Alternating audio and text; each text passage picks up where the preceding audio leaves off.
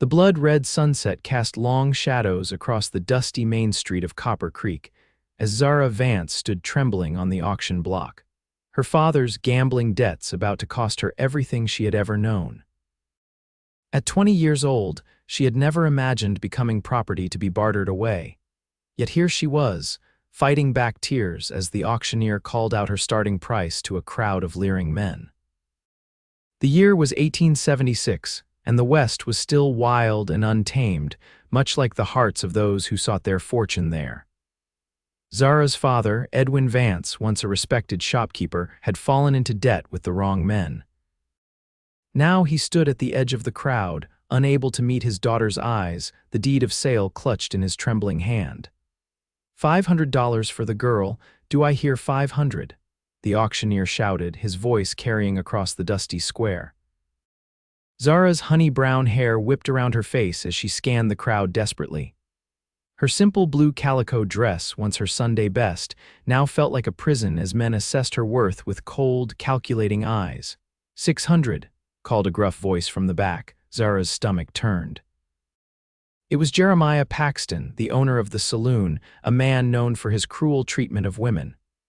Her father had lost his money at Paxton's tables, and now the man wanted to claim her as his final winnings. 700, came another voice, deeper and steadier than the first. The crowd parted to reveal a tall stranger, his face partially obscured by the shadow of his hat. Dusty from the trail and standing with the easy confidence of a man accustomed to hardship, he stepped forward. Broad-shouldered and lean-hipped, he wore simple clothes, a cotton shirt, worn leather vest, and denim pants tucked into scuffed boots. A gun belt hung low on his hips, but it was the intensity of his gaze that caught Zara's attention. 750, Paxton countered, his face reddening with anger. 800, the stranger replied without hesitation. Paxton stepped closer, his voice dropping to a dangerous growl. This ain't your business, cowboy. The stranger didn't flinch. I'm making it my business. $1,000, Paxton shouted at the auctioneer. A hush fell over the crowd. $1,000 was more money than most of them would see in years. The stranger stepped closer to the auction block, his eyes meeting Zara's for the first time. Deep blue and steady, they held something she hadn't seen in anyone else's that day: compassion. 2,000, he said evenly. Gasps rippled through the crowd. Paxton's face contorted with fury, but even he couldn't match such a sum for spite alone. The auctioneer looked between the two men, then to Edwin Vance, who stood with his mouth agape. 2,000 going once, going twice. Sold to the gentleman in the hat. As the gavel struck, Zara felt her knees weaken. Sold. She had been sold to a stranger. Yet something in his eyes made her wonder if perhaps this fate might be better than the alternative. The stranger approached and handed the auctioneer a stack of bills. As the transaction was completed, her father shuffled forward to collect his money, shame evident in every line of his hunched body. "You've ruined me," he muttered to Zara as he passed, as though his fall had been her doing rather than his own. The cowboy collected the papers and approached Zara, extending a hand to help her down from the platform. As she took it, feeling the calluses of hard work on his palm, he spoke quietly. "My name is Vaughn Remington, and you're free to go, Miss Vance." Zara blinked, certain she had misheard him. "What? I said you're free. I didn't buy you to own you." He pressed the deed into her hand. "I bought your debt to settle it. What you do now is your choice." She stared at the paper in her hand, unable to comprehend this sudden turn of events. "Why would you do this? You don't know me." Vaughn Remington's expression remained steady, but something flickered in his eyes, a memory, perhaps. No one should be sold to pay another man's debts, not ever. Before she could respond, Jeremiah Paxton stormed over, his face purple with rage. "You can't do this, Remington. I know who you are now, that rancher from over Silverpine Way. You can't just ride in here and interfere in my business." "Your business was with Edwin Vance," Vaughn replied coolly. "That debt is settled now." "She was meant to work for me," Paxton snarled, reaching for Zara's arm. Vaughn stepped between them, his hand hovering near his holster. "The lady isn't property, Paxton, and she certainly isn't yours." Several men from the saloon had gathered behind their boss, hands resting on their weapons. The tension in the air thickened as the townsfolk scattered, not wanting to be caught in potential crossfire. "You've made an enemy today," Paxton warned, his voice low. With a final glare, he turned and stalked away, his men following reluctantly. Zara stood frozen, clutching the deed that granted her freedom. "Thank you," she whispered, the words wholly inadequate for what this stranger had done. "But I don't understand why." Vaughn finally removed his hat, revealing a face weathered by sun and wind but handsome in its strength. His dark hair was cut short and a small scar crossed his right eyebrow. He couldn't have been more than 30. "Let me buy you a meal, Miss Vance. You look like you could use it, and I expect you've got some thinking to do about what comes next." Reality crashed down on Zara like a thunderclap. She was free, yes, but free to do what? Her father had sold everything they owned to cover his debts before resorting to selling her. She had no home, no possessions beyond the clothes she wore, and no family who would take her in. I have nowhere to go," she admitted, the weight of her situation settling on her shoulders. Vaughn nodded thoughtfully. "One problem at a time, food first, then we'll figure out the rest." He led her to a small eatery at the edge of town, far from Paxton's saloon. As they walked, Zara was acutely aware of the stares following them. By nightfall, the entire town would be buzzing with what had transpired. The cafe was quiet, with only a few patrons who glanced up curiously as they entered. Vaughn guided her to a corner table and ordered stew and coffee for them both. When the food arrived, Zara realized how hungry she truly was. She hadn't eaten since the previous day, when her father had informed her of her fate. "So," Vaughn said after she'd had a few bites, "do you have family elsewhere who might take you in?" Zara shook her head. "My mother passed 5 years ago, my father." She trailed off, the pain of betrayal still fresh. "I have an aunt in St. Louis, but I've no way to get there and we haven't spoken in years." Vaughn studied her thoughtfully. "What can you do? Any skills?" "I can read and write. I helped my father with the books at his shop before." She swallowed hard. "I can sew, cook, clean, nothing special." "Reading and writing are valuable skills out here," Vaughn noted. "Not everyone can claim them." A commotion at the door drew their attention. Edwin Vance stumbled in, clearly having spent some of his newly acquired money on whiskey. "There's my ungrateful daughter," he announced loudly. "Sitting pretty with her new master." Zara shrank in her seat as every eye in the place turned to them. Vaughn stood slowly, his expression unreadable. "Mr. Vance, you're drunk. Go sleep it off." Edwin swayed on his feet but jabbed a finger toward Vaughn. "Don't tell me what to do with my money in my pocket. I got a right to drink after what I've been through." "What you've been through?" Zara found herself standing, anger burning through her fear. "You sold me, your own daughter." Edwin's face twisted. "And look at you now, better off than you deserve." "Well, I lost everything." "You gambled everything," Zara corrected, her voice surprisingly steady. "And then you gambled me." Her father lunged forward suddenly, grabbing for her arm, but Vaughn intercepted him, catching him by the shoulders and steering him firmly toward the door. "Time to go, Vance. Get your hands off me." Edwin struggled ineffectively against Vaughn's grip. "You think you're better than me. You just bought her for yourself. Don't pretend you're some kind of hero." The cafe owner moved from behind his counter, a shotgun in hand. "Take it outside, gentlemen. I don't want trouble in my establishment." Vaughn nodded respectfully to the man before guiding Edwin out the door. Zara followed, her heart pounding. Outside, Vaughn released Edwin, who stumbled back, glaring at them both. "She's free, Vance," Vaughn said firmly. "I bought her debt, not her. The papers are signed over to her." Edwin sneered. "And what do you get out of it? No man pays that kind of money without expecting something in return." "That's enough," Zara interrupted. "Just go, father. You've done enough damage."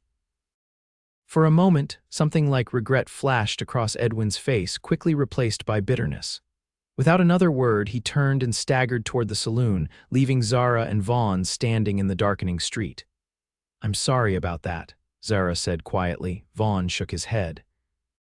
"No need to apologize for him." He glanced at the setting sun. "It'll be dark soon. Do you have somewhere to stay tonight?" The reality of her situation hit her again. "No, our house was sold weeks ago." Vaughn considered this. "There's a boarding house run by a widow named Mrs. Sullivan at the end of town. She's a good woman. I can pay for a room for you there. You've done too much already, Zara protested. I can't accept more charity. It's not charity, it's… He paused, searching for words. It's the right thing to do. There was something in his expression, some old pain that made Zara wonder what had happened in his past to make him step forward today. But she knew better than to ask such personal questions of a stranger, even one who had shown her such kindness. Then I thank you, Mr. Remington. But I insist on finding work to repay you as soon as possible. A small smile touched his lips. Fair enough, he offered his arm. Let's get you settled before night falls. The boarding house was a neat two-story building with white curtains in the windows and flowers growing in boxes beneath them. Mrs. Sullivan, a plump woman with silver-streaked hair and kind eyes, listened to their story with increasing concern. You poor dear, she said, patting Zara's hand. Of course I have room, and as it happens, I could use some help around the place. My arthritis makes some tasks difficult these days. Relief washed over Zara. I would be happy to help in any way I can. Then it's settled, Mrs. Sullivan declared. You'll stay here and work for your room and board until you decide what you want to do next. Vaughn paid for 2 weeks in advance despite Zara's protests, tipping his hat to both women. I'll check in on you in a few days, Miss Vance, if that's agreeable. Zara nodded, still overwhelmed by his generosity. Thank you, Mr. Remington. I don't know how I can ever repay you. Live your life as you choose, he said simply. That's payment enough. After he left, Mrs. Sullivan showed Zara to a small but clean room on the second floor. It contained a narrow bed, a washstand, and a chair by the window that overlooked the street. Get some rest, dear, the older woman said. You've had quite a day. We'll talk more in the morning. Alone at last, Zara sank onto the edge of the bed and finally allowed herself to cry for her father's betrayal, for the humiliation of being put up for sale, for the fear she had endured. But also tears of relief and gratitude for the unexpected kindness of a stranger who had given her back her freedom. Outside her window, she caught a glimpse of Vaughn Remington mounting his horse at the hitching post. He paused, looking up at the boarding house for a moment, before riding away into the night. Zara couldn't explain the strange feeling that settled over her as she watched him go, a sense that today's events had altered the course of her life in ways she couldn't yet imagine. Morning brought clarity and purpose.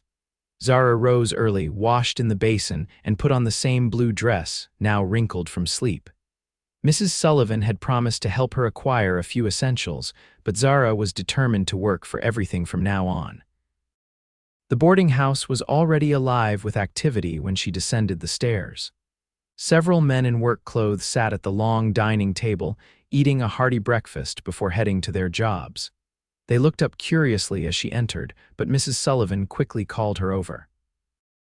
Zara, dear, come help me serve these hungry gentlemen, then we'll get you some breakfast too. Grateful for the immediate task, Zara grabbed an apron and set to work. The routine was comforting, filling coffee cups, serving plates of eggs and bacon, clearing empty dishes.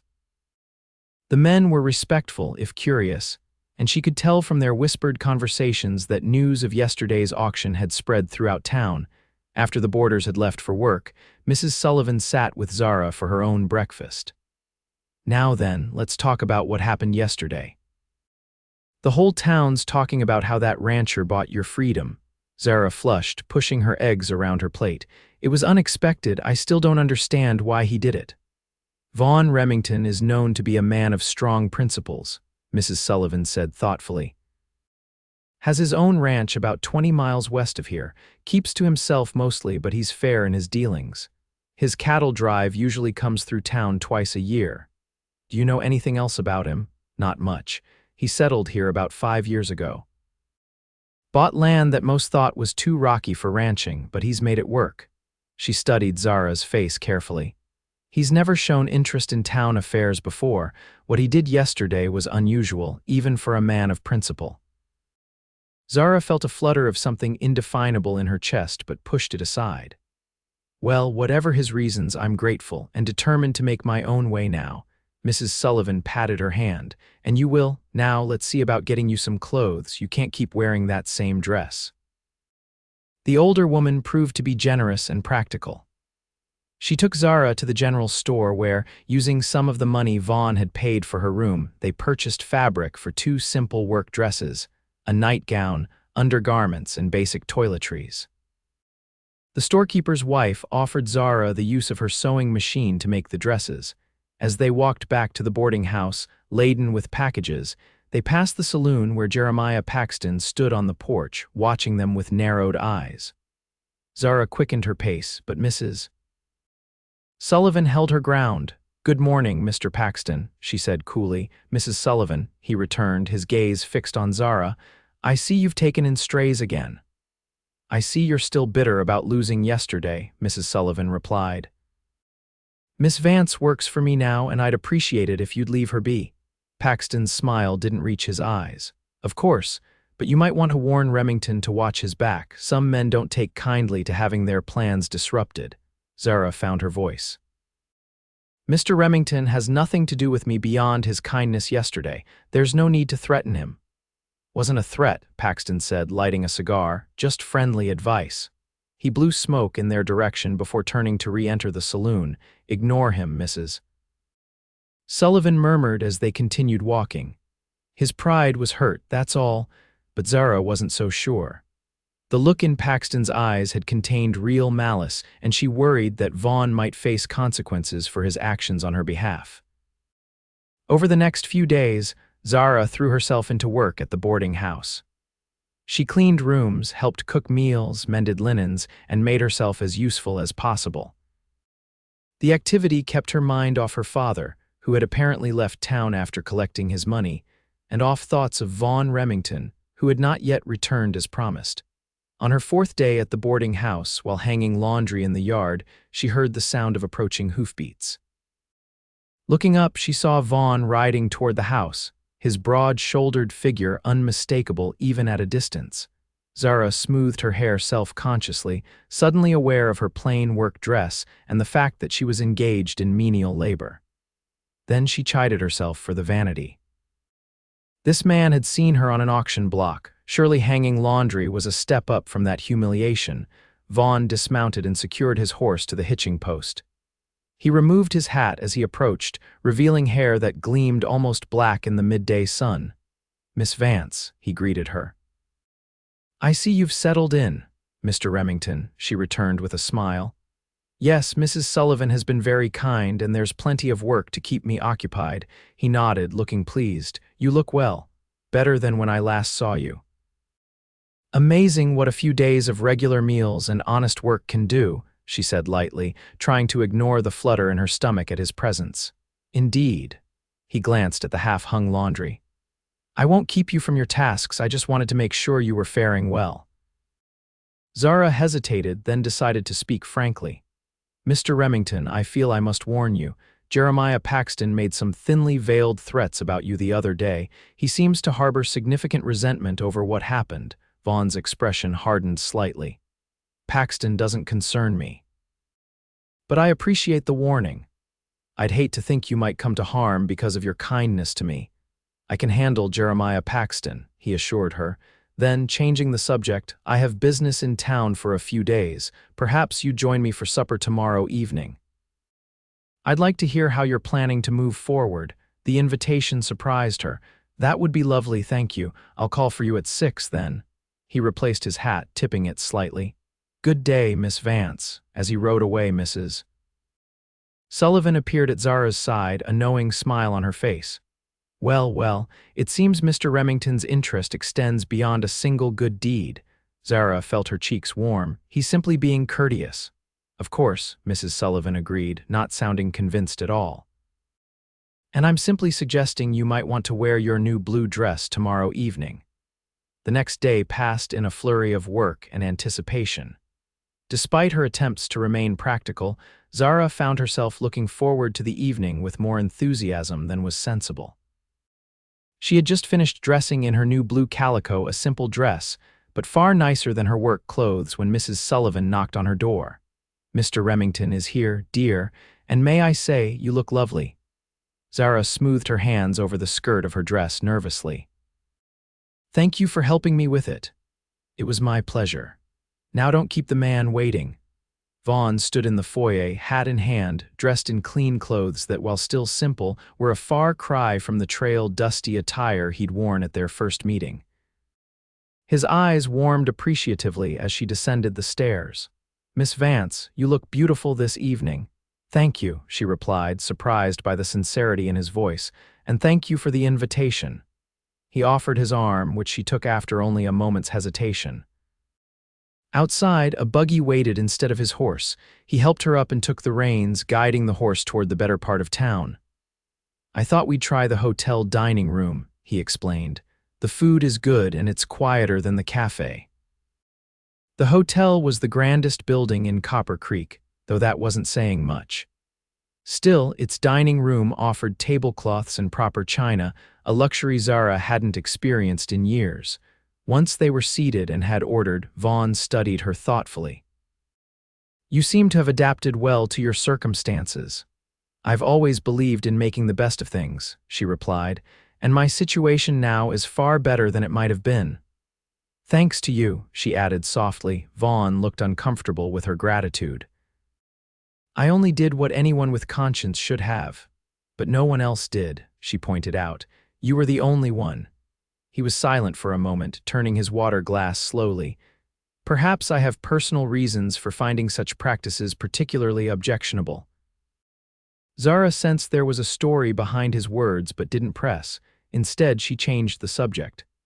"Mrs. Sullivan tells me you have a ranch west of town." This seemed safer ground. Vaughn nodded, his expression relaxing. "Rocking our ranch. It's not the biggest spread, but the land is good for cattle. I've built it up over the last 5 years. And before that, I worked cattle drives from Texas to Kansas, saved every penny." There was pride in his voice. "Started with 50 head in a run-down cabin. Now I have 300 head in a proper house." "It sounds wonderful," Zara said sincerely. "It's a good life, if sometimes a solitary one." He met her eyes. "And what about you, Miss Vance? What do you want for your future?" The question caught her off guard. In the chaos of recent events, she'd scarcely had time to think beyond the next day. "I'm not sure," she admitted. "For now, I'm grateful to have work and a roof over my head. Beyond that," she shrugged. "Perhaps I could become a teacher someday. I always enjoyed books and learning." "Copper Creek could use a school teacher," Vaughn observed. "The children here have limited opportunities for education." Their conversation flowed easily through dinner, touching on books they'd read, places they'd seen, and their observations of life in the West. Zara found herself laughing more than she had in years, drawn to Vaughn's quiet humor and thoughtful perspectives. As they were finishing their meal, the dining room door opened to admit Jeremiah Paxton and 2 of his men. The saloon owner stopped short when he spotted them, his expression darkening. "Ignore him," Vaughn murmured, but kept a watchful eye as Paxton and his companions took a table across the room. They managed to finish their dessert without incident, but as Vaughn was helping Zara with her shawl, Paxton approached, alcohol evident on his breath. "Well, if it isn't the hero and his damsel," he said loudly enough for other diners to hear. "Tell me, Remington, was she worth $2,000? Vaughn's jaw tightened, but his voice remained calm. "You're drunk, Paxton. Go back to your table." Paxton ignored him, leering at Zara. "You know, girl, your father still owes me money. Said he'd get it to me, but he ran off instead." "Maybe I should collect from you." "My father's debts are his own," Zara replied, fighting to keep her voice steady, as Mr. Remington pointed out on the day of the auction. "Mr. Remington," Paxton mimicked in a high voice. "Tell me, does he make you call him that while you're repaying his generosity?" Vaughn moved so quickly that Paxton had no time to react. In one fluid motion, he grabbed the saloon owner by his shirt front and pushed him against the nearest wall. "Apologize to the lady," Vaughn said, his voice dangerously quiet. Paxton's men half rose from their table, but the hotel manager intervened, his own shotgun in hand. "Take it outside, gentlemen, or better yet, don't take it anywhere. Mr. Paxton, I believe you owe Miss Vance an apology." Trapped between Vaughn's grip and the wall, Paxton forced a smile. "No offense meant, of course, just a bit of fun." Vaughn released him slowly. "Stay away from Miss Vance and from me. Next time I won't be so restrained." Paxton straightened his rumpled shirt, his eyes cold. "This isn't over, Remington." "Yes, it is," Vaughn replied firmly, taking Zara's arm. "Good evening, gentlemen." Outside, the night air was cool on Zara's flushed face. She trembled slightly, not from fear but from anger at Paxton's insinuations. "I'm sorry," Vaughn said as he helped her into the buggy. "I shouldn't have lost my temper. You defended my honor," she replied. "There's no need to apologize for that." They rode in silence for a few minutes before Vaughn spoke again. "Paxton is a dangerous enemy to have." "You don't seem particularly concerned." A small smile touched his lips. "I've faced worse than saloon owners with bruised egos." Back at the boarding house, Vaughn escorted her to the door. In the soft glow of the porch lamp, his features seemed both stronger and gentler. "Thank you for a lovely evening, despite the interruption," Zara said. "The pleasure was mine." He hesitated, then added, "I'd like to see you again before I return to my ranch." Her heart quickened. "I'd like that too." He took her hand and, in a gesture that belonged to a more courtly age, brushed his lips across her knuckles. "Good night, Miss Vance." "Good night, Mr. Remington," she replied softly. Inside, Mrs. Sullivan was waiting with barely concealed curiosity. "Well, how was your evening?" "Eventful," Zara admitted, and proceeded to tell the older woman about dinner and the confrontation with Paxton. Mrs. Sullivan clicked her tongue disapprovingly. "That man is nothing but trouble, but it seems Mr. Remington handled him well enough." "Yes, he did." Zara couldn't help the smile that curved her lips at the memory of Vaughn's swift defense of her honor. "And will you be seeing him again?" Mrs. Sullivan asked knowingly. "Tomorrow," Zara confirmed. "He's invited me for a drive in the country." Mrs. Sullivan patted her hand affectionately. "I'm glad, dear. You deserve some happiness after what you've been through." That night, Zara lay awake long after she should have been asleep, replaying the evening in her mind. Vaughn Remington was unlike any man she had known, principled, kind, but with a quiet strength that commanded respect. She found herself drawn to him in ways that both excited and frightened her, but what future could there be? She was penniless, with nothing to offer but her gratitude. And while he had shown interest in her company, she had no way of knowing if it extended beyond politeness to the woman he had rescued. Eventually, exhaustion claimed her, and she fell into dreams where blue eyes watched her from beneath the brim of a dusty hat. The next morning brought unexpected news. A telegram had arrived for Vaughn at the hotel, calling him back to his ranch urgently. He came to the boarding house early to explain. "There's trouble with rustlers," he told her, clearly disappointed. "My foreman needs me back right away." "Of course," she said, trying to hide her own disappointment. "Your ranch must come first." "I'll return as soon as I can," he promised. "Perhaps in a week or two when things are settled." "I'll be here," she assured him, then blushed at how eager she sounded. He smiled, the expression warming his eyes. "I'm glad to hear it." He reached into his pocket and withdrew a small book, a collection of poetry. "I thought you might enjoy this while I'm away." Touched by the thoughtfulness of the gift, Zara accepted it carefully. "Thank you, I'll treasure it." "Read it in good health, Miss Vance." He took her hand briefly, his thumb brushing over her knuckles. "Until we meet again." As she watched him ride away, Zara couldn't shake the feeling that something significant had begun between them, something that went beyond gratitude and kindness into territory her heart was not yet ready to name. The days passed slowly after Vaughn's departure. Zara continued her work at the boarding house, saving what little money Mrs. Sullivan insisted on paying her beyond her room and board. The poetry book became her nightly companion, and she often found herself rereading passages that reminded her of its giver. A week after Vaughn left, Zara was returning from the general store when she noticed a familiar figure stumbling down the street. Her father. Thinner than when she'd last seen him and wearing clothes that looked like they hadn't been changed in days, Edwin Vance was clearly down on his luck again. Her first instinct was to cross to the other side of the street, but something, perhaps pity, perhaps lingering duty, made her approach him instead. "Father," she said quietly. Edwin's bloodshot eyes widened with recognition, then narrowed suspiciously. "Come to gloat, have you? Look at me now while you're living comfortably with your cowboy savior." I'm working at the boarding house, she corrected. And Mr. Remington returned to his ranch days ago. Edwin snorted. Sure he did, and I suppose he didn't leave you with a little something to remember him by. The crude implication stung. Why are you still here, father? I thought you'd left town. His expression turned shifty, had some business to finish, didn't work out as planned. You mean you gambled away the money from selling me, Zara guessed, a hollow feeling in her stomach. Edwin didn't deny it. I was on a streak of bad luck, it happens. And now, he shrugged, not meeting her eyes. Could use a loan to get back on my feet, just temporary, you understand. Paxton says he'll stake me again if I can come up with a small down payment. Zara stared at him in disbelief. You're still gambling with Paxton after everything that's happened. He's willing to give me another chance, Edwin insisted. Says my luck's bound to turn, or he's not done punishing you and me for what happened with Mr. Remington. Zara shook her head. I don't have money to give you, father, and even if I did, I wouldn't fund more gambling. Edwin's face darkened. Some daughter you are. I raised you, fed you, clothed you, and then sold me like livestock, she finished quietly. Goodbye, father.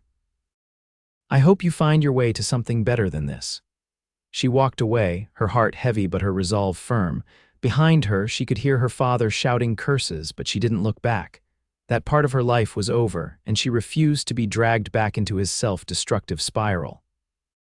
Later that afternoon, Mrs. Sullivan found her sitting quietly in the kitchen, a cup of cold tea before her. What's troubling you, dear? You've been distracted all day. Zara told her about the encounter with her father, the words pouring out along with tears she hadn't realized she was holding back. Mrs. Sullivan listened without interruption, her kind face full of sympathy. You did right, she said when Zara finished. Some people can't be helped until they decide to help themselves. I know, Zara sighed, but he's still my father, and you're still his daughter, but you're also your own woman now. Mrs. Sullivan patted her hand. Time will show which is stronger in him, the pull of his vices or the love for his child. You can't decide that for him. The next morning, Zara was sweeping the front porch when she saw a cloud of dust approaching from the west. Her heart leaped at the thought that it might be Vaughn returning sooner than expected, but as the riders came into view, she realized it was a group of men ranch hands by the look of them, and moving with urgency. They thundered into town, heading straight for the sheriff's office. Curious townsfolk emerged from shops and homes to see what the commotion was about. Zara set aside her broom and moved closer to listen. Rustlers hit the rocking R last night, one of the riders was telling Sheriff Mills, made off with 50 head of prime beef. Mr. Remington and some of the boys are tracking them, but he sent us to alert you. Zara's stomach knotted with worry. Cattle rustling was a hanging offense, and those desperate enough to steal livestock were often desperate enough to kill anyone who pursued them. How many rustlers? The sheriff asked, hard to say, at least 6, maybe more, professional job they knew what they were doing. Any idea who? The ranch hand hesitated. Mr. Remington seemed to think it might be connected to Paxton somehow, but he didn't say why. Zara's breath caught. Could Paxton have orchestrated this as revenge against Vaughn? It seemed extreme, but the man's hatred had been evident.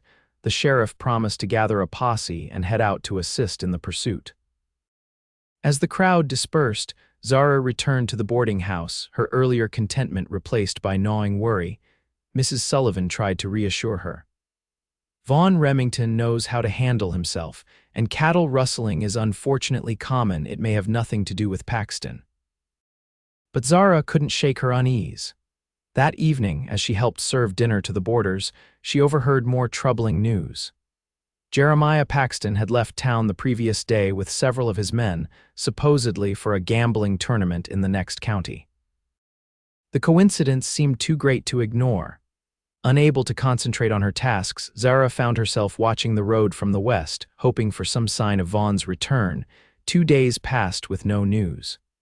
On the third morning, Sheriff Mills and his posse returned, tired and dusty. Zara rushed to the street when she heard they were back, searching the group for Vaughn's familiar figure.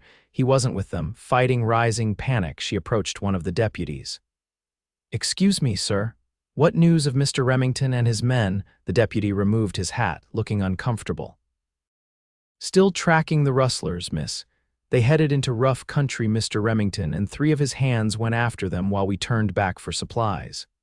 And the rustlers, do you know who they are? The man hesitated. Can't say for certain yet. But we found a distinctive cigarette case at their camp, one I've seen Paxton's right-hand man carrying. Zara's fears solidified into certainty. Paxton was behind this and Vaughn was in danger, but what could she do? She was just one woman with no resources and no authority. When will you go back out to help them? She pressed. Tomorrow at first light, the deputy promised. We need to rest the horses and restock supplies. Nodding her thanks, Zara returned to the boarding house, her mind racing. By evening, she had formulated a plan, one that Mrs. Sullivan vehemently opposed when Zara confided in her. Absolutely not, the older woman exclaimed. You cannot go racing off into dangerous territory alone. What could you possibly hope to accomplish? I know where they might be heading, Zara explained. When I was a child, my father took me hunting in those hills. There's an old mining camp that few people remember. It would make a perfect hiding place for rustlers. Then tell the sheriff. I did, but he's skeptical, says that camp was abandoned 20 years ago. Zara's hands twisted in her apron. I need to go. I can guide them there faster than they'd find it on their own. Mrs. Sullivan studied her face. This is about more than stolen cattle, isn't it? Zara couldn't deny it. Mr. Remington saved me when no one else would. If he's in danger because of Paxton's grudge against him, a grudge born from helping me, then I owe him my help in return. The older woman sighed deeply. You've fallen in love with him. The words, spoken aloud for the first time, made Zara pause. Had she? The answer came with surprising clarity. Yes, I believe I have. Mrs. Sullivan shook her head, but her expression had softened. Love makes fools of us all, but if you're determined to go, at least don't go alone. My nephew Timothy works at the livery. He knows those hills as well as anyone, and he's handy with a rifle. I'll speak to him tonight. Relief flooded Zara. Thank you, we'll leave at dawn before the sheriff's posse. With luck, we can reach the old mine by nightfall tomorrow. And if your hunch is wrong, then we'll have lost a day, but I'll have tried. Zara straightened her shoulders. I couldn't live with myself if something happened to Vaughn and I'd done nothing to help. Mrs. Sullivan embraced her tightly. Be careful, my dear. I've grown quite fond of you, and I'd hate to lose you to this foolhardy venture. I will, Zara promised. The next morning, long before the sun rose, Zara dressed in her sturdiest clothes, a simple skirt and shirtwaist that would allow her to ride astride if necessary. Mrs. Sullivan had packed provisions and a small medical kit, just in case. Timothy Sullivan was waiting at the livery with 3 saddled horses, one for each of them, and a pack horse carrying supplies. A lean young man with his aunt's kind eyes, he greeted Zara respectfully. Aunt Martha explained the situation. I'm happy to help Mr. Remington. He's always dealt fairly with the livery. Thank you, Zara said gratefully. I know this is asking a lot. Timothy helped her mount, then checked their supplies one final time before they set out. The eastern sky was just beginning to lighten as they rode out of town, taking the western trail that led toward Vaughn's ranch and the rugged hills beyond. They rode hard through the morning, stopping only to rest the horses and eat a quick meal of bread and jerky. Timothy proved to be a competent guide, finding the fastest routes through increasingly difficult terrain. By mid-afternoon, they had reached the foothills where Zara remembered the old mining camp to be located. It's in a narrow valley, she explained, trying to orient herself. Hidden unless you know what you're looking for, there used to be a trail marked by 3 twisted pine trees. Timothy scanned the landscape. There, he pointed to a ridge about half a mile distant. Those could be your pines.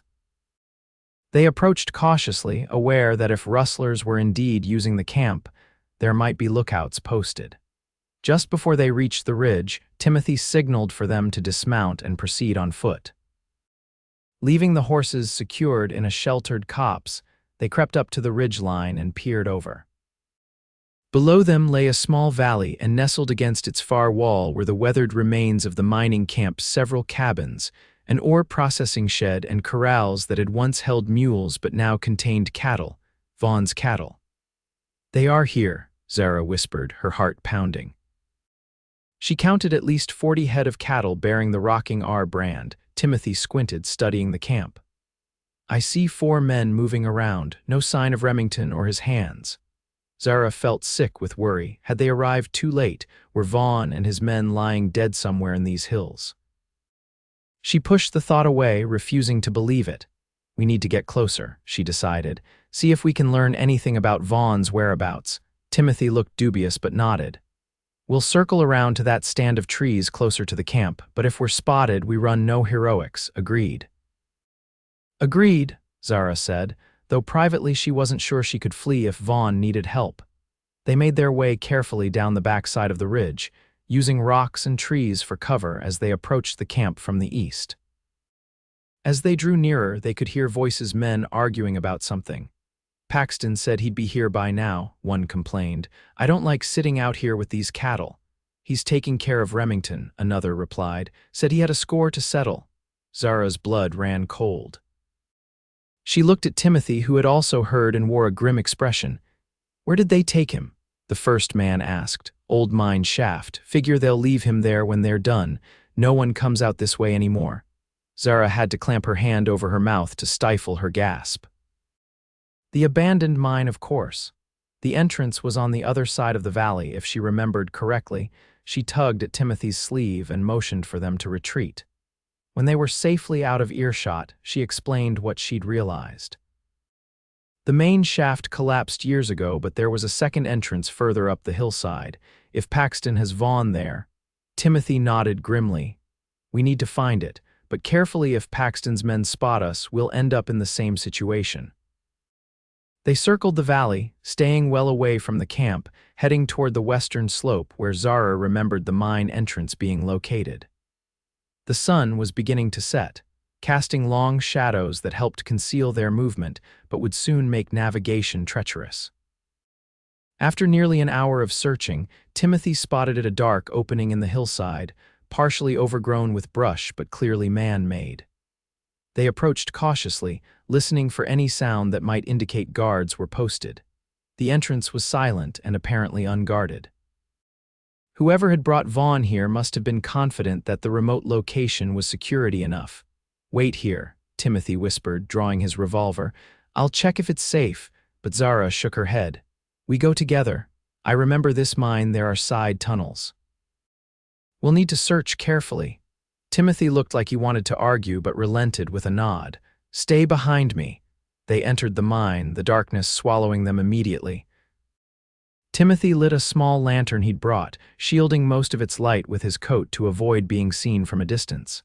The tunnel extended straight for about 50 yards before branching. The air was stale and thick with dust, making Zara cough softly. They paused at the junction, trying to decide which way to go. A faint sound made them both freeze, voices coming from the left passage. Timothy extinguished the lantern, plunging them into total darkness. They pressed themselves against the rough wall, barely daring to breathe as the voices grew louder. "Paxton says to finish it," a gruff voice said. "We've got what we came for." "Seems a waste," another replied. "Remington's got a good spread, could have made him sign it over." "Too risky." "Sheriff's already suspicious. Better a clean disappearance." The voices were accompanied by footsteps now coming their way. Timothy pushed Zara into a small side alcove just before 2 men emerged into the main tunnel, carrying lanterns of their own. In their dim light, Zara could see they were rough-looking men, trail dust still on their clothes. One wore a gun belt with 2 revolvers, the other carried a rifle slung across his back. They passed within feet of the alcove where Zara and Timothy hid, continuing toward the mine entrance without pausing. Only when the sound of their footsteps had faded did Zara dare to breathe again. "They're going to kill him," she whispered, horror and urgency in her voice. Timothy relit their lantern. "We need to hurry." They moved quickly down the left tunnel, following it as it twisted deeper into the hillside. The passage narrowed in places, forcing them to proceed in single file. After what seemed like an eternity but was probably only minutes, they reached another junction. "Listen," Timothy murmured. From one of the passages came a sound, a low, pained groan that could only be human.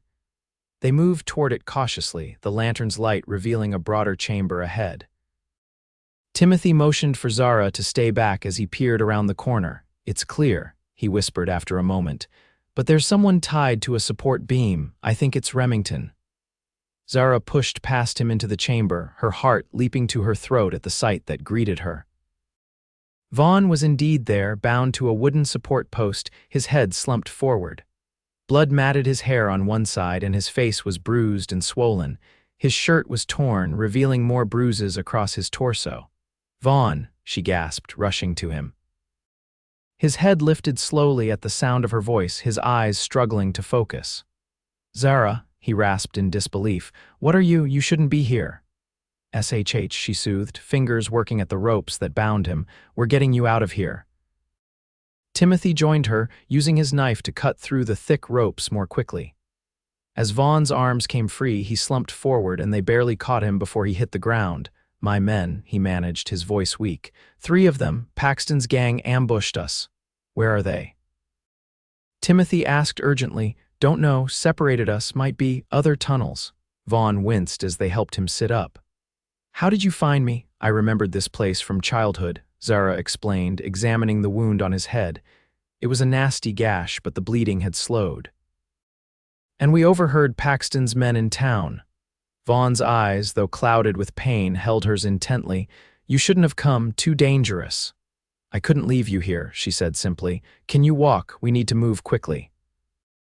With their support, Vaughn managed to stand, though he swayed alarmingly.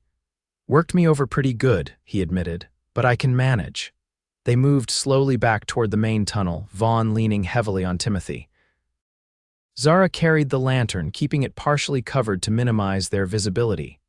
"We should check the other tunnels," Vaughn insisted weakly. "My men—" "You're in no condition," Timothy pointed out, "and those men we overheard are probably headed back to the camp.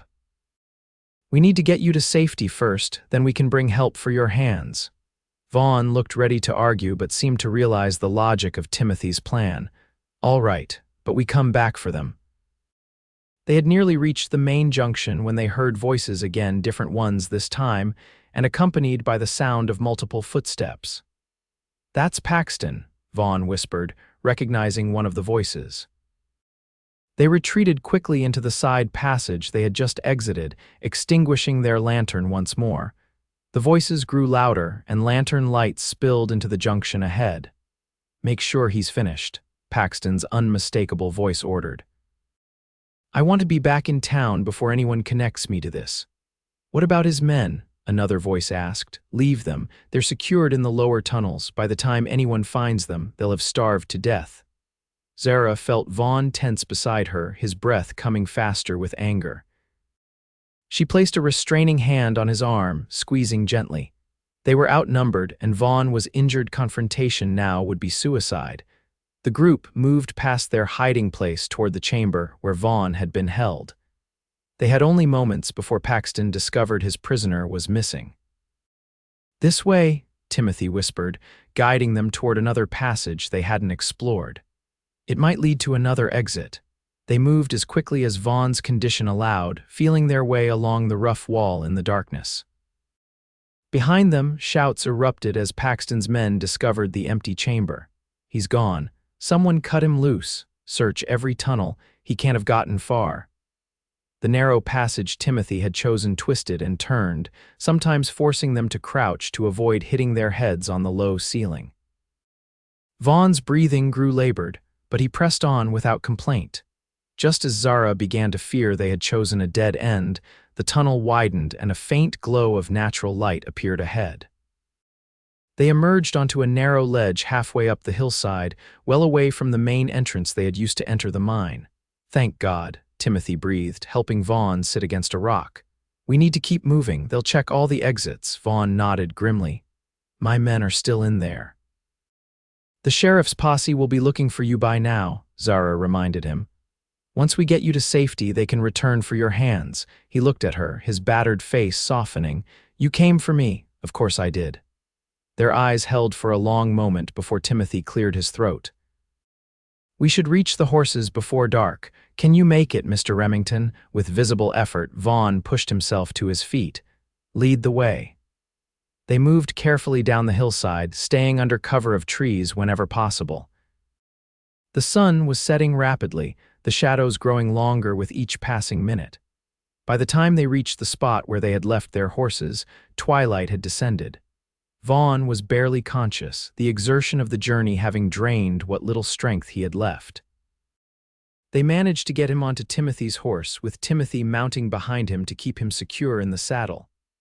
"We can't go back to town," Zara realized. "Paxton will have men watching the roads. Rocking R is closer anyway," Vaughn mumbled. "My foreman will help."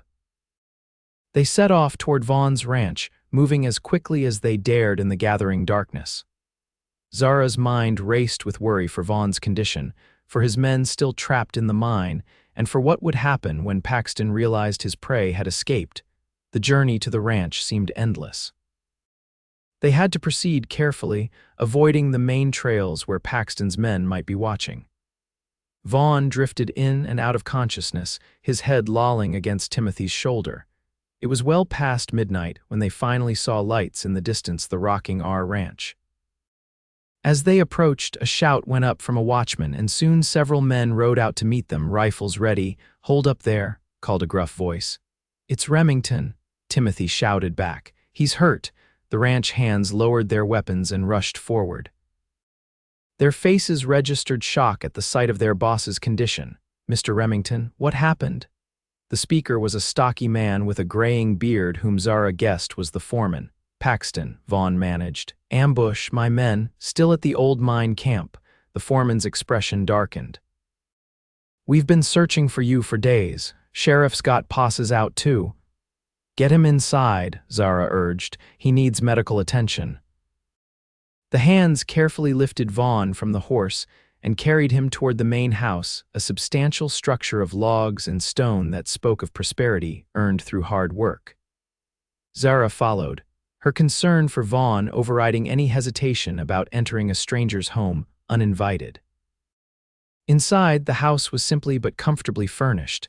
The men carried Vaughn to what was clearly his bedroom and laid him gently on the bed. One ranch hand rode off immediately to fetch the doctor from town, while the foreman, who introduced himself as Sam Miller, gathered clean cloths and water.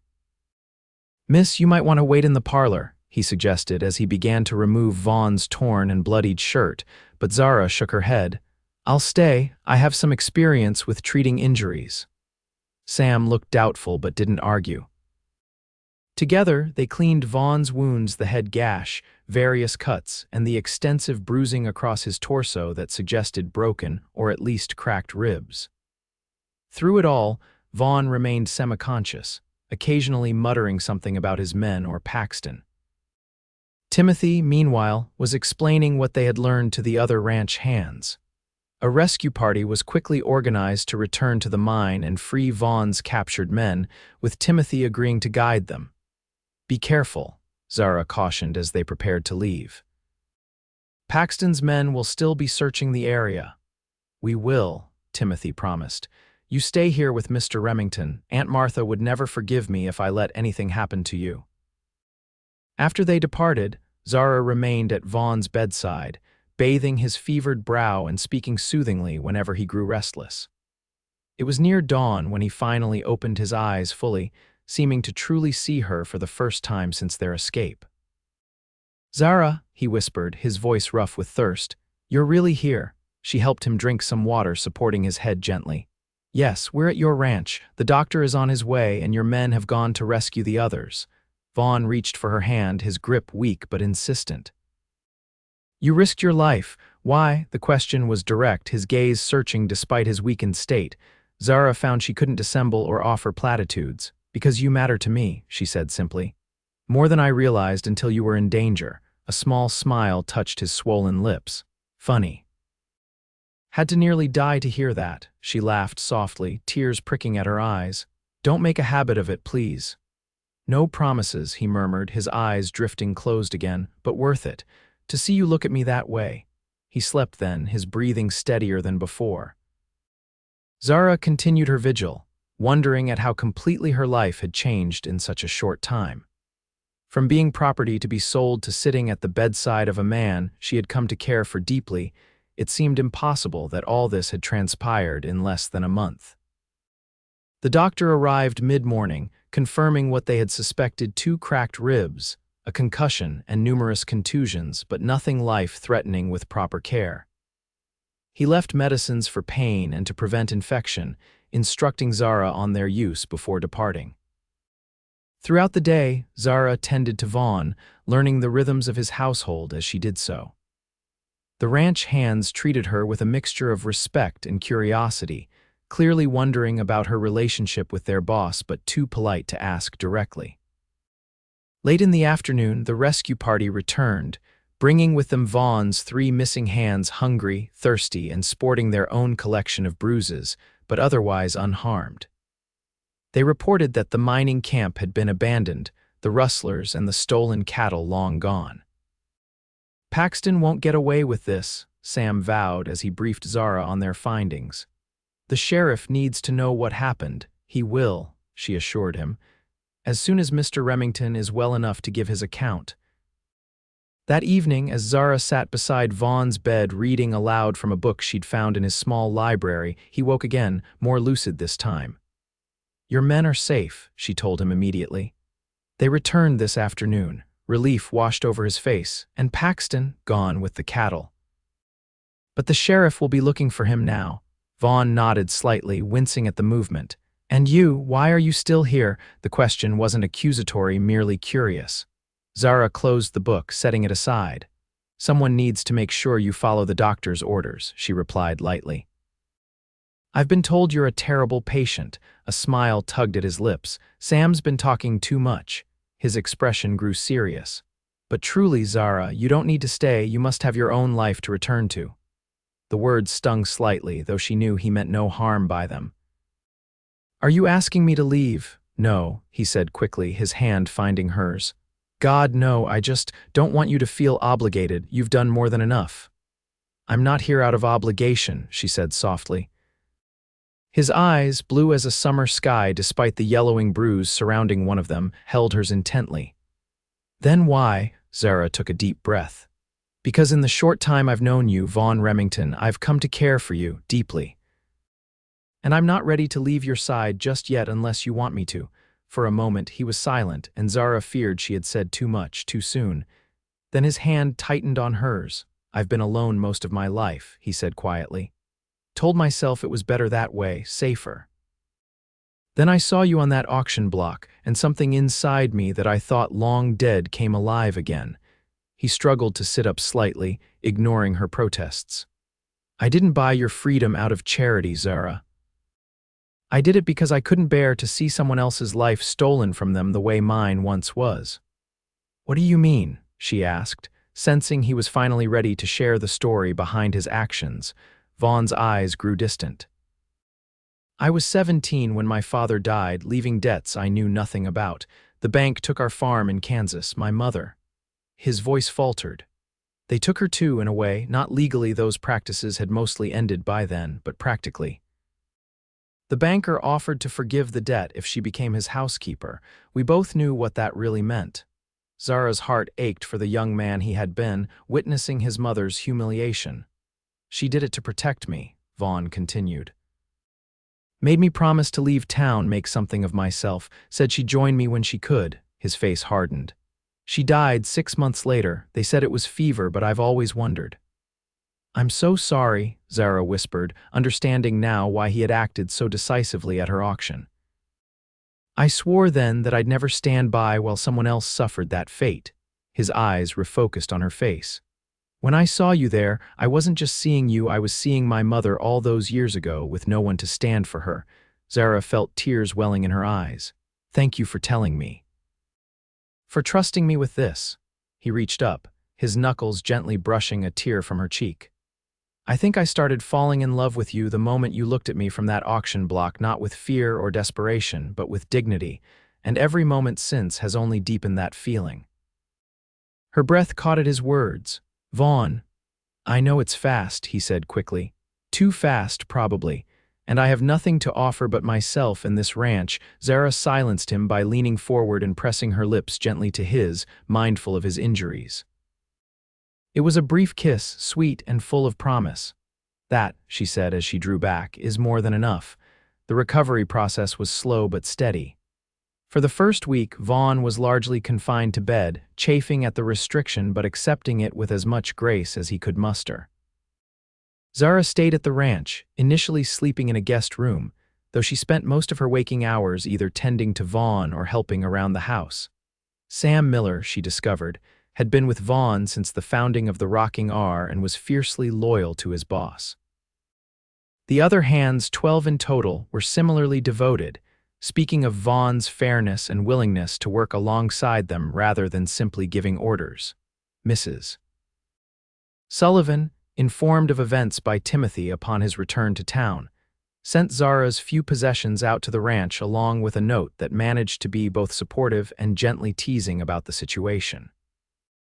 By the second week, Vaughn was able to move around the house, though still with considerable discomfort. It was during this time that Sheriff Mills finally made the journey out to the ranch to take statements about the rustling and kidnapping. "Paxton's gone," he informed them grimly after hearing their accounts. "Cleared out of town the day after you escaped, took what he could carry and disappeared." "He won't have gone far," Vaughn predicted. "Men like that always think they can wait out the trouble and return." "I've got wanted posters going up from here to Santa Fe," the sheriff assured him. "And the territorial governor's been informed. Cattle rustling and kidnapping he'll hang when we catch him." After the sheriff departed, promising to keep them informed of any developments, Vaughn grew thoughtful.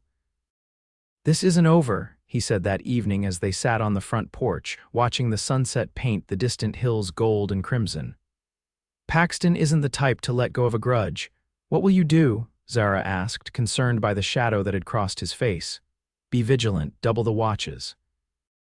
"Make sure you're never alone," she touched his arm gently. "I can return to town if you think that would be safer." "No," he said quickly, covering her hand with his. "Unless you want to go, the ranch is easier to defend than the boarding house." "I don't want to go," she assured him.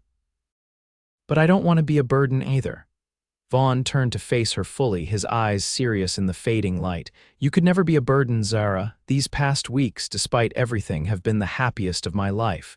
Her heart warmed at his words. "Mine too." He hesitated, then seemed to come to a decision. "I know this is sudden. We've known each other barely a month, but I've never been more certain of anything in my life." He took her hand in both of his. "I love you, Zara Vance, and if you'll have me, I want to spend the rest of my days with you." Though she had come to expect her feelings were reciprocated, the direct declaration still took her breath away. "Are you asking what I think you're asking?" A smile curved his lips. "If you mean, am I proposing marriage, then yes." "Not very romantically. I'm afraid I should probably be on one knee, but the doctor advised against that for another week at least." Zara laughed, joy bubbling up inside her. "I don't need romance, I just need you." She squeezed his hand. "Yes, Vaughn Remington, I will marry you." He pulled her gently into his arms, mindful of his healing ribs, and kissed her a kiss full of promise and shared dreams. When they parted, both were smiling despite the tears that shimmered in Zara's eyes. "I never imagined," she whispered, "that being sold by my father would lead to the greatest happiness I've ever known." Vaughn's expression sobered slightly. "I wish we could have met under different circumstances, but I can't regret anything that brought you into my life." They were married 3 weeks later in a simple ceremony at the ranch, with Mrs. Sullivan, Timothy, the ranch hands, and a few townspeople in attendance. The sheriff had still found no trace of Paxton, but life had to continue despite the lingering threat. Zara wore a new dress of pale blue silk ordered specially from Denver, and Vaughn stood tall and handsome in his best suit.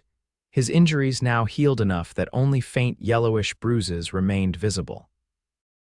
The local preacher performed the ceremony on the front porch of what was now their shared home.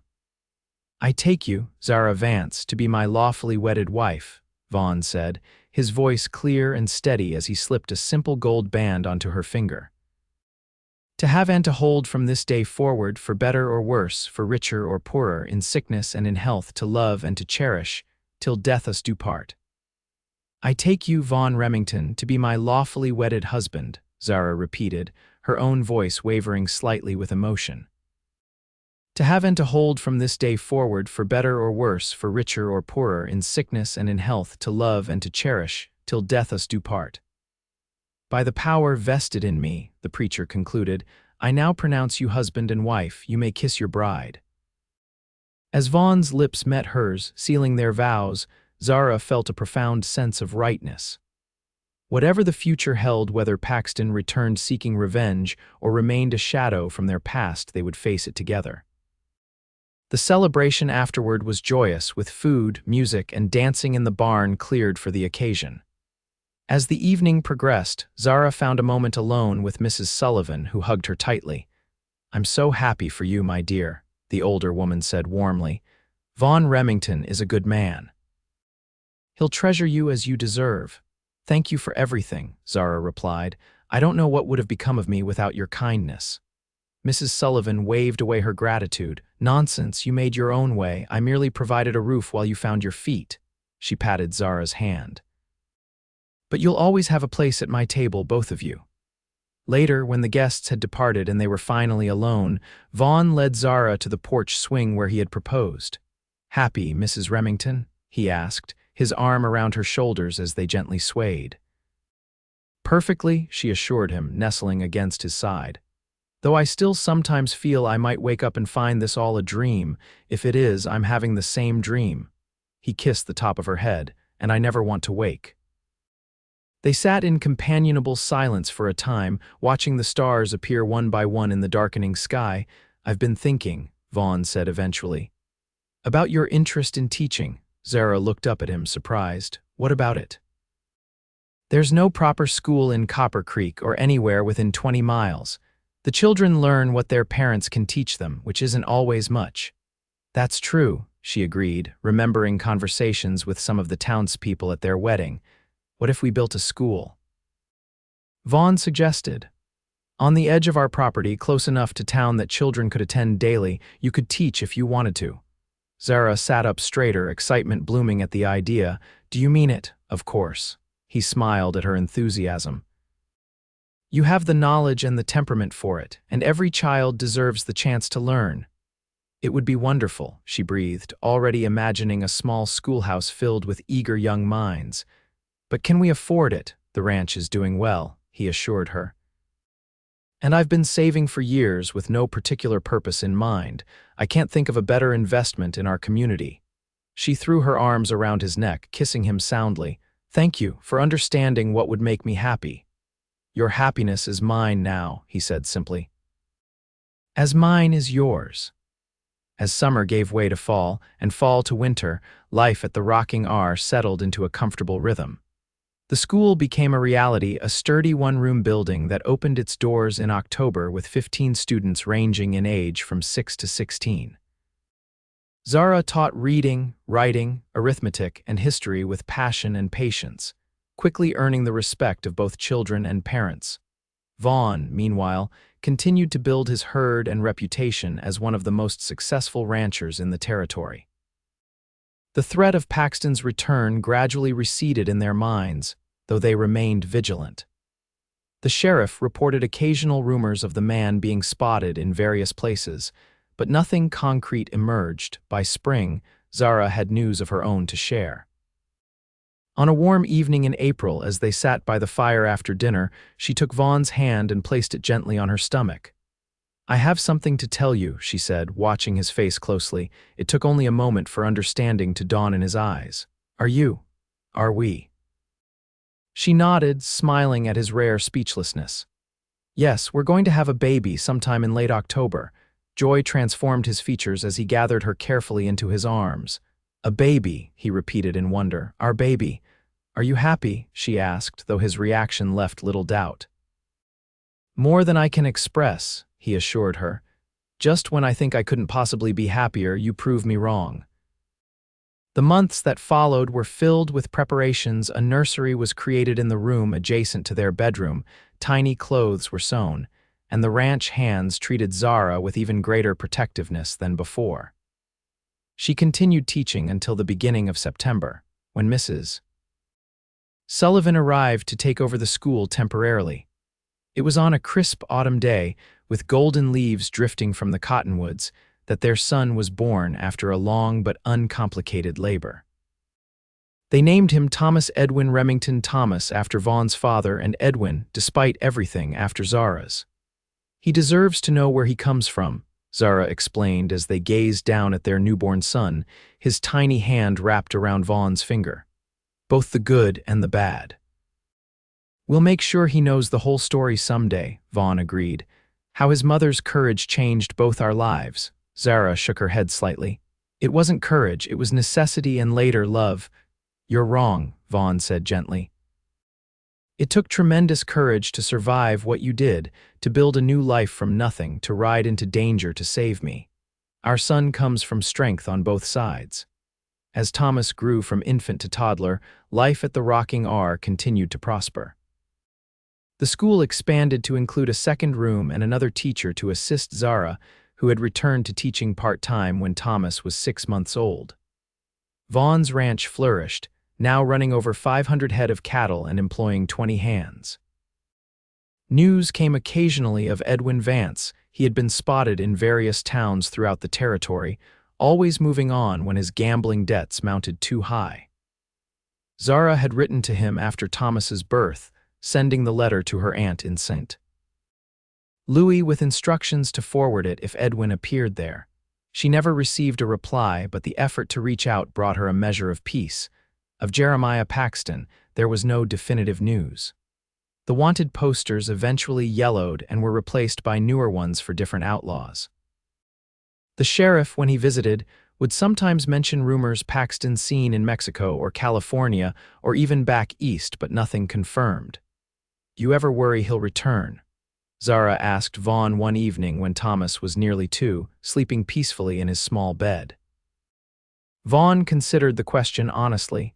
Sometimes, but less with each passing year. Even a man as vindictive as Paxton eventually moves on to new grudges, new schemes. "I hope you're right," she said, though something in her tone suggested uncertainty. "What is it?" he asked, knowing her well enough now to sense when something troubled her. "I had a letter from Timothy Sullivan today. He's working at a livery in Santa Fe now." She hesitated. "He says there's a man there asking questions about you, about us. The description sounds like Paxton." Vaughn's expression darkened. "After all this time, Timothy isn't certain it's him. The man uses a different name, but he thought we should know." Vaughn nodded, his arm tightening around her shoulders. "We'll be careful. I'll alert the hands to keep an eye out for strangers." "Should we notify the sheriff?" "Yes, though there's little he can do based on questions being asked 200 miles away." Vaughn kissed her forehead reassuringly. "Don't worry too much. We've built a good life here. I won't let anyone threaten that." Despite his reassurances, they were both more vigilant in the weeks that followed. Vaughn never rode out alone, and Zara was careful to keep Thomas close when they went into town. But as summer arrived with no sign of danger, the tension gradually eased. It was a blazing hot afternoon in July when the past finally caught up with them. Zara was at the schoolhouse, organizing books for the coming term, Thomas playing contentedly with wooden blocks on a blanket nearby. Most of the ranch hands were out checking on the herd, with only Sam and 2 others remaining at the main house. The sound of approaching riders drew her attention. Looking out the schoolhouse window, she saw 3 men on horseback approaching from the direction of town. Something about their manner, the deliberate pace, the way they scanned the property raised alarms in her mind. She quickly gathered Thomas into her arms and moved to the back of the schoolhouse, where a small door led to a storage shed. Through the front windows, she could see the men dismounting at the main house. One of them turned slightly, and her blood ran cold as she recognized Jeremiah Paxton, older and grayer but unmistakable. The ranch house was a quarter-mile from the schoolhouse, too far to run with Thomas and be certain of reaching it before being spotted. The shed offered little protection, but it did have a trapdoor leading to a root cellar that Vaughn had built beneath it. Making her decision quickly, Zara slipped into the shed and lowered Thomas into the cellar, whispering for him to be very quiet. The toddler, sensing his mother's fear, nodded solemnly. "Stay here, sweetheart. Mama will come back for you soon. Don't make a sound." She closed the trapdoor, covering it with an old rug, then hurried back to the schoolhouse window to see what was happening at the main house. Her heart nearly stopped as she saw Vaughn riding in from the east pasture, apparently returning for the midday meal. He was alone. Paxton and his men had entered the house, presumably looking for Vaughn. They wouldn't find him there, but they would certainly see him approaching. Zara had to warn him somehow. Without hesitation, she ran from the schoolhouse toward the pasture, staying low and using the outbuildings for cover whenever possible. The distance seemed endless, the summer heat pressing down like a physical weight. Vaughn saw her running toward him and immediately sensed something was wrong. He spurred his horse forward, meeting her halfway. "Paxton," she gasped, struggling for breath in the heat. At the house with two men, Vaughn's expression hardened. "Where's Thomas?" "Hidden, in the cellar under the school shed." She clutched at his arm. "They haven't seen you yet." "We need to get help." Vaughn glanced toward the house, then back at her. Making a quick decision, he pulled her up onto the horse behind him. "Hold tight," he instructed, turning the animal away from the house and toward the west pasture where most of his hands were working. "We'll get the men, then circle back." They rode hard, the horse laboring under their combined weight in the summer heat. As they crested a small rise, they could see several riders in the distance, ranch hands moving cattle toward fresh grazing. "Something's wrong," Vaughn murmured, slowing their pace slightly. "They're moving too fast, driving the cattle hard." As they drew closer, they could see that the men were indeed pushing the herd at an unusually rapid pace, using their whips to keep the cattle moving despite the heat. "Those aren't my men," Vaughn realized aloud. Paxton brought more than 3, understanding dawned sickeningly. This wasn't just about revenge, it was about taking everything Vaughn had built. The men at the house were a diversion while the larger group stole his herd. "We need to find my hands," Vaughn said grimly, changing direction again. They must have been ambushed. They rode toward the area where his men should have been working, scanning the landscape anxiously. Finally, they spotted figures on the ground near a small creek, several men lying motionless in the sparse shade of a cottonwood. Vaughn dismounted quickly, helping Zara down before approaching the fallen men cautiously, his gun drawn. As they drew closer, they could see that the men were bound and gagged, but alive though several bore evidence of rough treatment. "Sam," Vaughn called, recognizing his foreman among them. Sam's eyes opened, relief washing over his bruised face as Vaughn quickly removed his gag. "Boss, thank God." "They jumped us about an hour ago, 8, maybe 10 of them. Paxton was leading them." "Paxton's at the house," Zara corrected as she helped untie another of the hands. Sam shook his head as Vaughn cut through his bonds.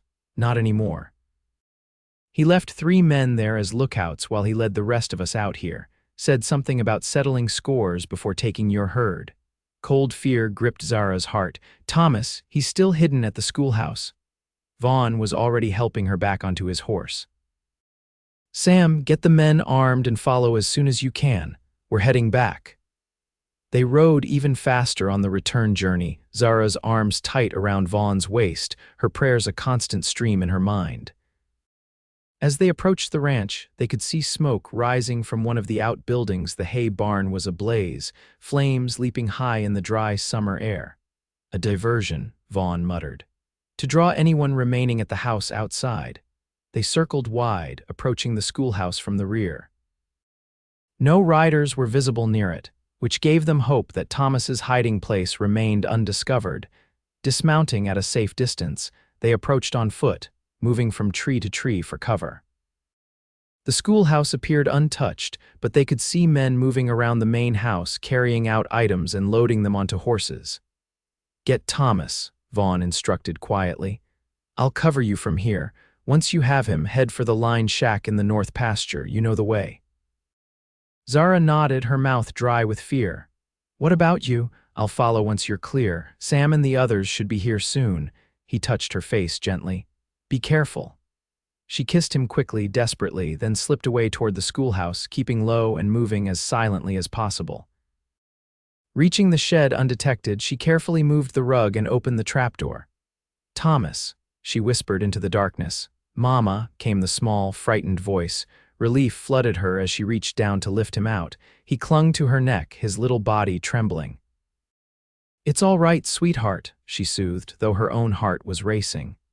"We need to be very quiet and go for a little walk. Can you do that?" Thomas nodded against her shoulder, unusually subdued. Zara peered out of the shed, checking for any sign of Paxton or his men. The main house was still their focus, with the burning barn keeping them occupied. Vaughn remained in position, his rifle ready. Taking a deep breath, Zara slipped out of the shed with Thomas in her arms, heading for the tree line that would provide cover for their escape to the north pasture. They had almost reached it when a shout went up from the direction of the house. There, by the trees, a shot rang out, the bullet splintering bark from a tree trunk near Zara's head. She ran then, no longer concerned with stealth, clutching Thomas tightly as she plunged into the relative safety of the trees. Behind her, more shots were fired, Vaughn returning fire to cover their retreat. She wanted desperately to look back, to make sure he was safe, but she knew her priority had to be getting Thomas to safety. The line shack was nearly 2 miles north, a small structure used during calving season when hands needed to stay out with the herd overnight. Zara had visited it only once before, but she remembered the way follow the creek north until it bent eastward, then continue straight until reaching a stand of pines where the shack was located. Thomas grew heavy in her arms, but fear and determination kept her moving. The sounds of gunfire faded behind them as she pushed deeper into the wooded area that bordered the creek.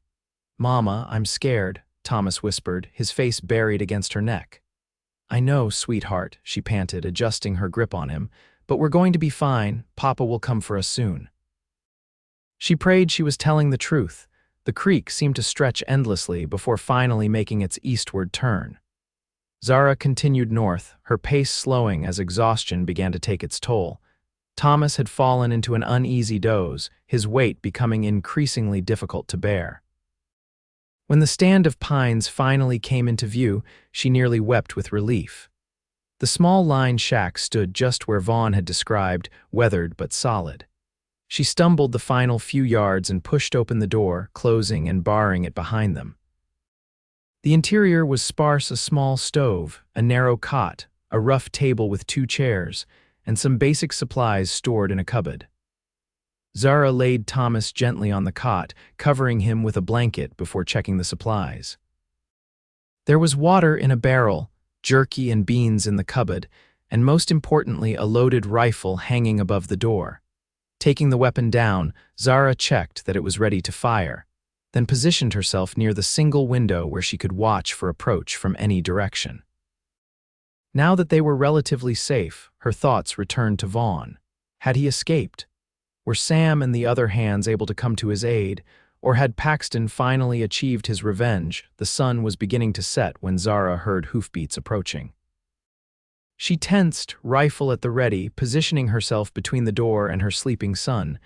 There was a brief silence, then a familiar voice called out, "Zara, it's me, Vaughn." She rushed to unbar the door, nearly collapsing with relief as her husband stepped inside, dusty and bloodied but wonderfully alive.